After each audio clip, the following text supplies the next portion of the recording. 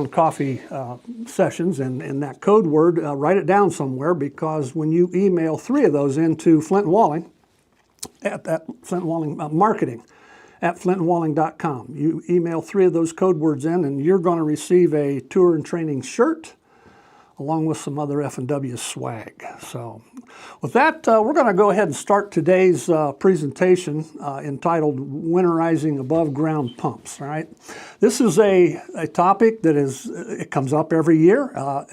Every sales guy is going to get asked this. Most distributors, people, they'll be asked this. Contractors, everybody wants to know, what's the best way to go about winterizing an above ground pump. So with that, let's go ahead and get started. When we talk about water, right? When we talk about water, so just a couple things here. When it's a liquid, as it pertains to pumps, when that water is a liquid, that's our friend. That's a good thing. But when that water freezes and becomes a solid, that's when it's a foe. So what we need to understand about that, you take that indication or that diagram that's on your screen here, that's a gallon of water. A gallon of water will weigh 8.34 pounds, right? That's a gallon of water. Now, once that gallon of water freezes and becomes ice, it's still going to weigh 8.34 pounds. But the difference is it's also going to expand, and it's going to expand anywhere from 9 to 10%. And that's what happens when it gets inside these pumps and it freezes, it starts to expand.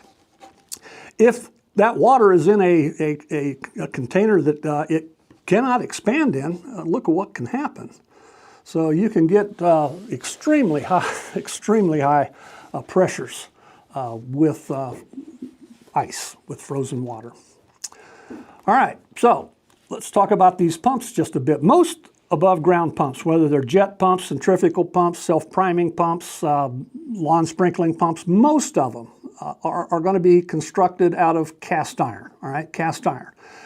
And when we look at these cast iron pumps, and the reason that they're used is because, quite frankly, cast iron has more strength than steel when we look at what's called compressive strength. And this is what gives that cast iron a lot of hardness. It resists wear. So we use these for pump housings, and in fact, they even make engine blocks out of cast iron. So again, it's very, very, very durable from a compressive strength standpoint. Steel, on the other hand, that's got more tensile strength than cast iron, which allows it to bend. You can take stainless steel, you can bend it. You can't bend cast iron, it won't bend. You can dent stainless steel, but you can't do that with cast iron. So that's all called tensile strength. And I guess to clarify this, the compression strength, which makes it very, very hard, and resistance to bending.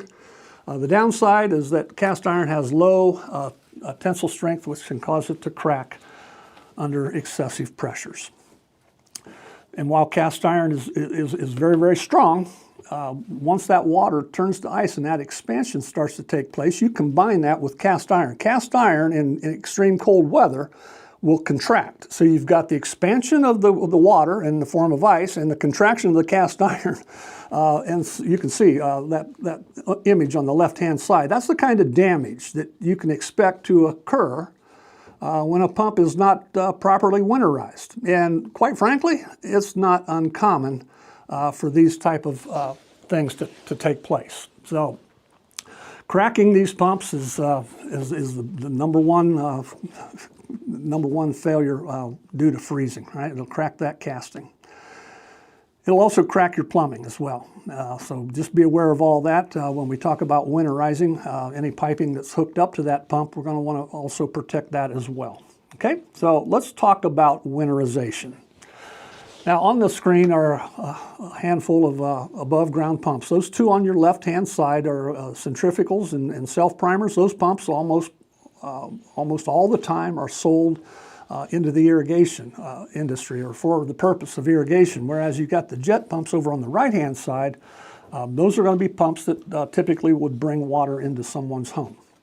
Again, these are all above ground pumps, and depending on where they're located, they will be susceptible to freezing in the wintertime.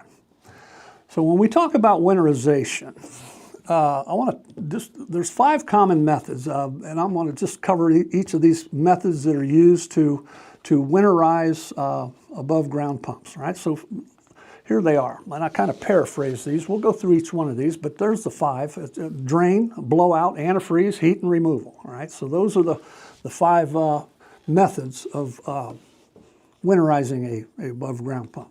Let's talk about draining the pump. Step 1, obviously, and this will be the first step in any of these methods, but you're going to want to cut the power to the pump. All right, we don't want any power going to the pump when we're preparing to service that pump, so we're going to want to cut the power.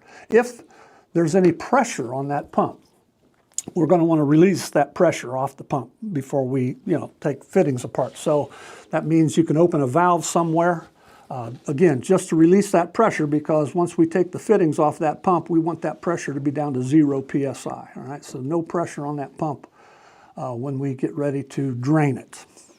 So once we've shut the power off and we've got the pressure off of that pump, then the next thing that we're going to be doing is we're going to want to remove the bottom drain plugs, all right? And every one of these above ground pumps will have a drain plug down at the bottom of the front side of that pump casting, and I've indicated those with little red circles, all right? So there are drain plugs on all these pumps. That one in the middle, that's a centrifugal pump, all right? That's a centrifugal pump. Now look, that thing has 2 drain plugs, so don't disregard that. There's one in the front, down at the bottom in the center, and then there's one on the very bottom.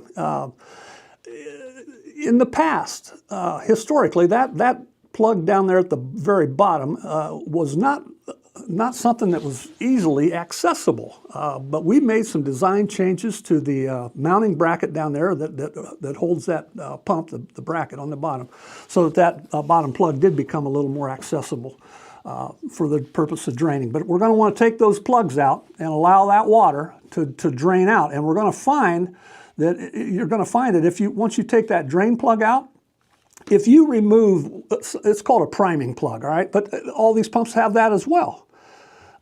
If you remove that priming plug, that's going to allow that water to drain out of that pump casting a lot faster. Or if you're taking the discharge off the top of that pump, anyway, you want to be able to have air be able to come in from the top side to help push that water out the bottom down there at that drain, all right? But that's what you're going to do when it comes to draining an above ground pump. You're going to need to open that bottom drain valve up, and you're going to have to let that water run until it quits coming out. Now, I'll tell you this. I doubt you'll ever get all the water out of that pump, and that's an opinion. But, when I get asked this question every year, hey, painter, what's the best way to winterize a pump? Well, is draining the pump the best way? I would probably go a little further than that, because you're not going to get all the water out of that casting. You can see in that image up there, anything that's below that drain plug is going to be retained inside of that pump casting.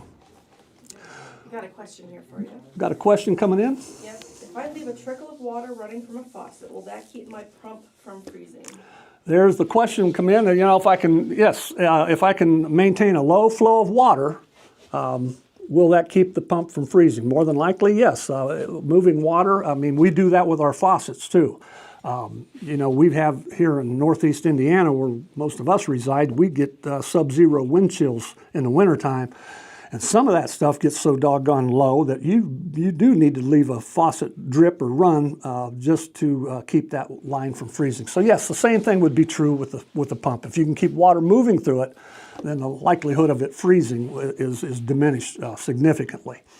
But when we look at these pumps, all right, and especially centrifugal pumps, that's that pump that's located over there on the right-hand side. A centrifugal pump can have multiple stages, meaning there can be more than one impeller inside of that pump. You can go up to 2 or 3 impellers inside of that pump. And when we do that, there's these cast iron segments that are mounted to the front side of that pump. And again, what I'm telling you is that the likelihood of you getting all the water out of that pump by going through this draining process is, I don't think you will. I don't think it's possible to get all the water out of that pump. But nonetheless, be aware that especially on these centrifugal pumps, that you can retain water in the bottom of those segments or those castings. I've got a couple more images here. Here's a 3-stage centrifugal pump. I want you to look inside this casting, all right? Now, if you look up in the front, at the very bottom, that's where that drain plug's at, That's where the drain plug's at, the very front and bottom. But where water will pool inside of that pump casting is right down there in those crevices and channels. That's where it will pool. And that's why it's almost impossible to get all that water out of that pump when it comes to draining, all right? But that's basically how you're going to drain a pump. Now, let's move to the next method. Oh, wait, before we do that, this is an email I got not too long ago, all right? Just typical email that I got. It says, hey, I have a contractor who purchased 2 of these last year, these pumps over there on your right-hand side. Those were both centrifugal pumps. They said both were drained and winterized. Now, he's trying to figure out how they could have split.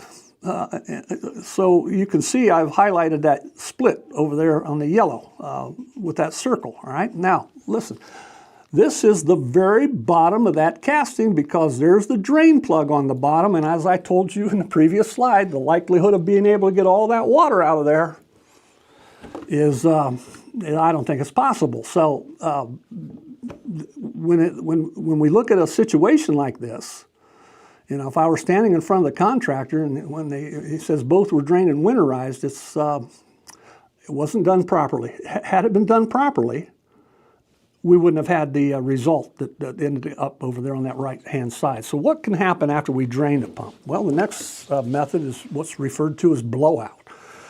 This is used in irrigation all the time, but basically what one's going to do is they're going to use some compressed air. They're going to use an air compressor. You can come up with some kind of a device that you're going to introduce that air into that pump body. And so you can either, you know, go into that priming plug up there at the top, or you can put a bushing on the discharge side.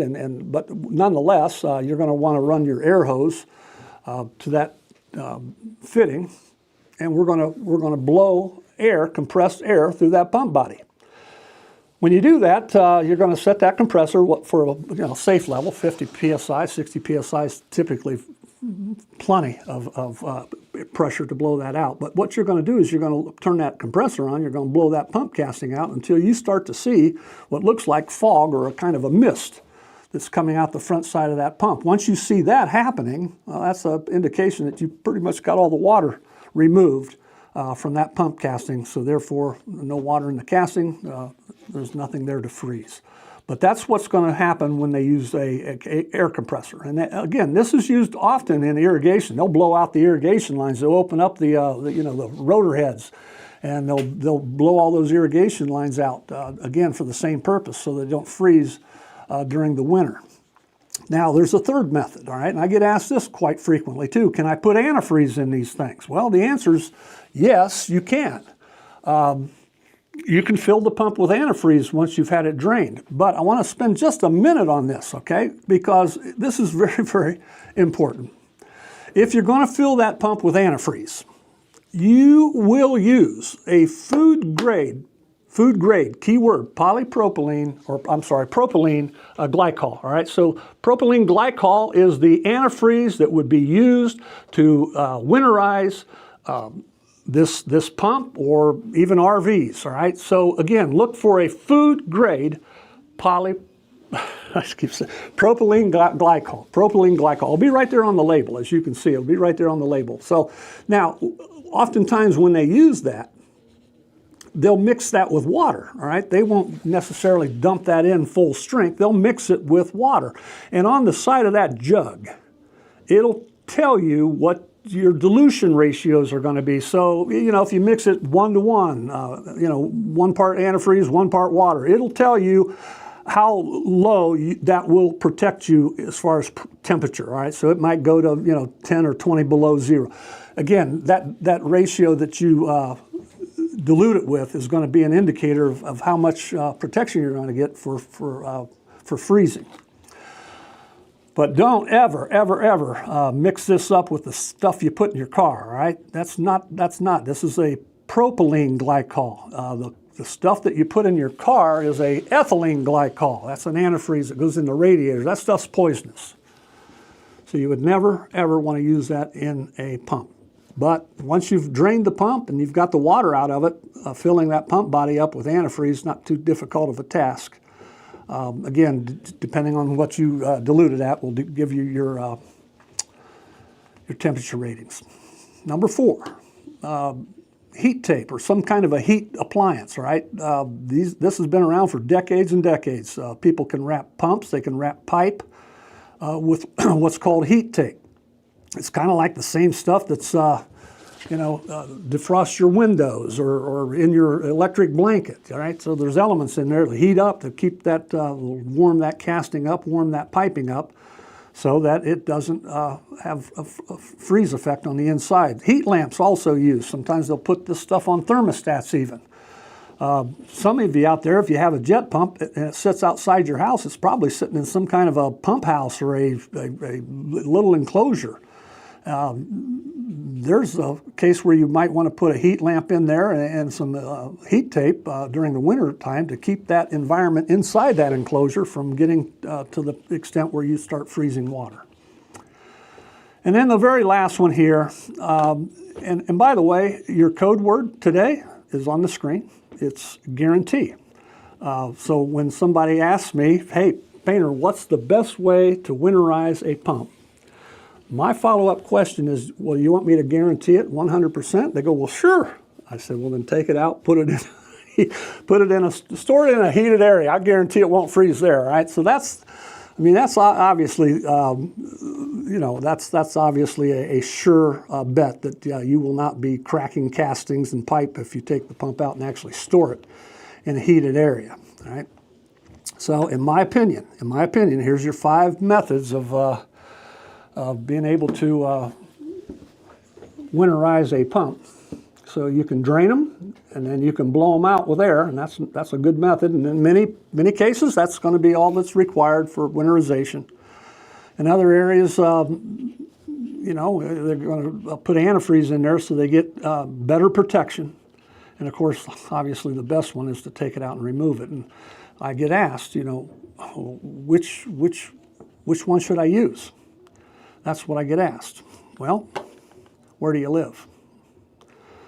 That makes this question, which one should I use? That makes that, depending on where you're going to be during the winter time, these are average winter temperatures by state. So you can see if you live up in the northern part, draining a pump and blowing air through it may not be enough, right? It may not be enough. You down there in the lower portion of the U.S., maybe that would be fine. But so use your discretion, all right? Wherever you are doing your installations and those things, use your discretion. I gave you kind of a good, better, and best methods of winterizing these pumps. And again, you're going to use your own discretion as to what type of temperature protection you're going to want. So aside from those 5 methods, I'm not aware of any other type of method for winterizing pumps, but I did want to go through those because all of them are used. Every one of them are used, and sometimes multiples in the form of multiples. Guarantee is your code word. Write that down somewhere and email that to our marketing@flintandwalling.com, and you'll get credit for today's session. Renee, is there any other questions that come in? I'm kind of down to my last slide here, so I don't know how we're doing on time. Well, yeah, I do have a question here. Okay. So someone said, can you use vehicle antifreeze and rinse it out before using the pump again? No. No. Capital letters, bold font. No. Don't ever put any type of antifreeze in anything that that water's going to go through that you're going to consume. Don't ever do that. It's a risk not worth taking. Mm-hmm.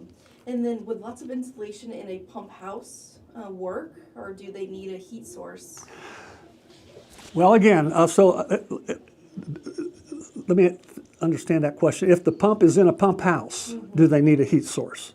Yeah, to keep it not from freezing. Well, okay. So, and that's not uncommon, particularly with these type of above ground pumps, to have some kind of a little pump house or a shed or a shack out back somewhere that houses these pumps and pressure tanks and so on and so forth. Again, the environment inside where that pump's going to be located needs to be, above 32 degrees Fahrenheit. So again, when you look at this map, depending on where you're located, if you're in Minnesota, you're going to want to put some heating devices in that you're probably going to want to do it even here in northern Indiana. You're going to want to put some type of device in there to keep that. Heat lamps was primarily going to be used in those kind of applications, heat lamps. All right, anything else? That's all we got for today. That's all we got for the day. All right, well, listen, I appreciate you tuning in, and stay tuned. Hit that notification. We're going to be doing some more live broadcasts, and in the future, we're going to have some guest appearances by other people besides me. That's the goal.